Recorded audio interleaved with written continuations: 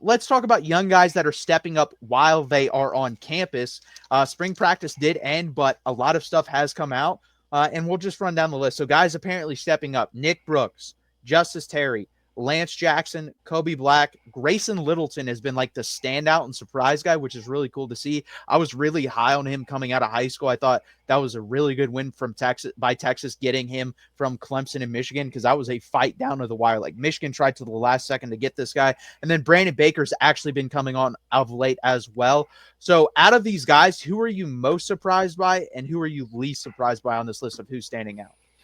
I think least surprised by, you and I have talked about how much I love Brandon Baker before. I think Brandon Baker coming in and stepping up was not unexpected.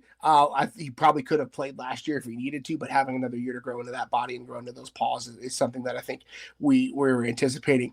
Justice Terry is another one. Like, the Justice Terry Lance Jackson thing at the defensive end position is another one that's not really unexpected. Anybody that saw Lance Jackson like being on the sidelines during the playoffs, like, he just looked like another dude that was already there, and he was the youngest guy there. He just looks the part. You and I were high on Justice Terry. We talked about him multiple times. We thought that was going to be big. Nick Brooks is probably the one that surprises me, and we'll have, obviously the legal issues notwithstanding, it's just, you don't expect freshman offensive lineman to come in and be a guy that's getting a lot of run, to be a guy like, Kelvin Banks is a unicorn. He is a snowflake. He is a one-of-one kind of guy. You don't expect true freshmen to come in and be one of the top offensive linemen on the squad.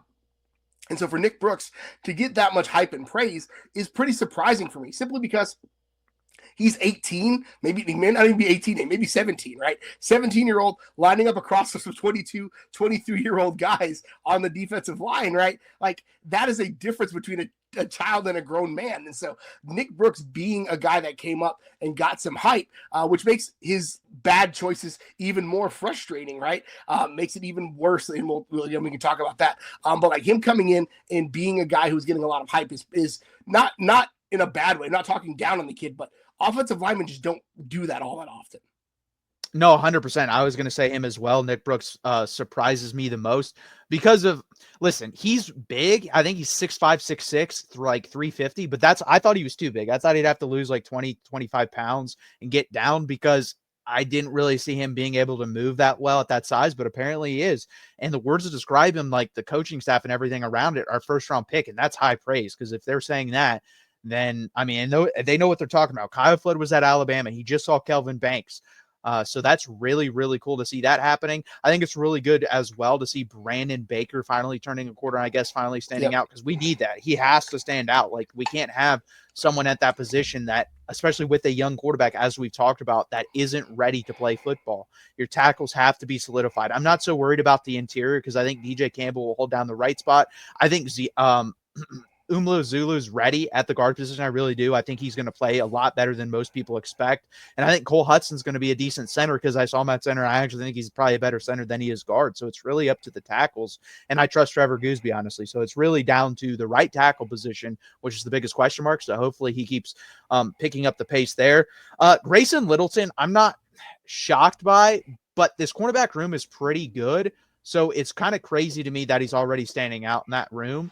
And obviously that's a really good sign. That is a position you want to be deep at, because if injuries happen or someone loses their confidence, which is easy to do because you're left out on an island a lot of the time, it's really good to have backups there that can play. Justice Terry did surprise me that he's lining up at defensive end a little bit more, but then again, like, it's his body type right now. He's only weighing like 270 pounds because he got hurt and hasn't really been able to do anything, lost some weight.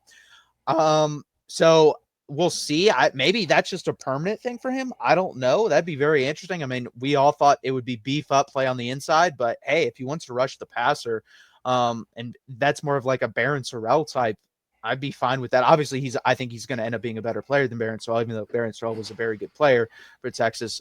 It's really cool to see that. Now, on the Nick Brooks thing, like, I'm not that angry about it, because it's, I think it was at this point like a weed pen in a cart. Now, do I think you should be smarter instead of hitting a weed pen in a cart? Yes, you should. It's kind of like that test that they do for the NFL Combine, where guys pop at the NFL Combine for weed. It's like, dude, you knew this was coming. Why are you doing this? Same thing being in a car. Just once you get home, do whatever the hell you want. I don't care. Just don't be doing it in the car.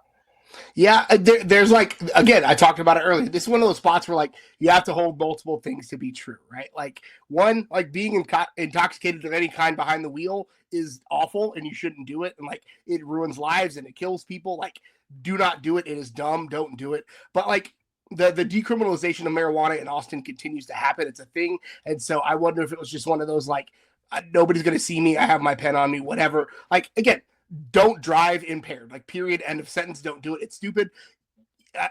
He's got enough from the Pancake Factory to afford an Uber home from wherever he's going, right? So, like, there are options, there are opportunities for you to not do that. But I will say, and this is the thing, it's like there have been guys who have messed up like this as freshmen, young cats that went through the restorative process with the team and never got in trouble again, right? There are dudes that came on and were productive members of society, right? We all did dumb things when we were 18. We all weren't driving impaired, but we all did really stupid things when we were teenagers, right? This 17, 18-year-old kid on his own for the first time in Austin. I remember that feeling. I did some stupid things, right? But ultimately, like, don't do it. You've got options. Uber's a thing. Don't get on one of those little scooters. You're too big for it. But like, get an Uber. The e-buses are free. Like, I just figure something out. Don't be dumb. Like, but also, like, let's not pile on a 17-year-old who made a mistake. Like, let him go. There needs to be consequences. There need to be harsh consequences. Don't hear me saying that.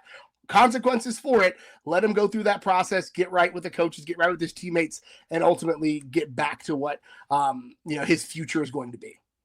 No, 100%. I agree with that. I definitely think, like you said, just consequences, because you don't want, like, we talk about culture all the time. This cannot spiral out of control to where it's like a Georgia situation. You don't want that happening, because it happens slowly. Stuff like that doesn't happen overnight. Kirby Smart didn't have 30 guys street racing one night. He had one at one point, then it turned into two, then it turned into three, and he never really did anything until, someone literally died doing that. So it's definitely one of those things. You got to get rid of it now. And hopefully he learned his lesson. And I'm sure he did. Like I said, I'm not super worried about it overall, but I'm really happy he's producing right now at Texas as well. And then also Lance Jackson. Yeah, I think that's the most obvious one. Like, that guy could have suited up last year and played for Texas. His body type, he's already ready, 6'5", 275. I don't even know what he weighs now. He might have put on a little bit of weight, but body type wise, he's ready. And then Kobe Black, I think it says a lot they didn't go in the portal and get another cornerback. That means they trust this guy on the outside position. So that's going to be very interesting. And then I think the nickel's very interesting, because is it going to be Grayson Littleton? Is it going to be Wardell Mack? Is it going to be Jalen Gilbo sliding back out in there instead of playing outside? I don't know. I don't know who our nickel is going to be. Jelani McDonald, is he going to play nickel? Yeah. He switched there. So who knows? I think that's probably the most wide open position on the defense. And I think it's a good thing, right? Because this is like one of those, everybody's super talented. It's not like oh crap, we got to play somebody. It's like, we get to pick one of these guys, right? So like, that's a good thing. The competition level is high. The competition is high. They're pushing each other. They're getting better. And that's a good problem to have. No, 100%. We don't start the season May 1st. We started August 31st. So we got plenty of time to decide who wins that battle. That's going to do it for this segment as well. Please hit that like button. Please subscribe down below. We really appreciate you guys doing that. And that was the 50th edition of Texas Longhorns Live.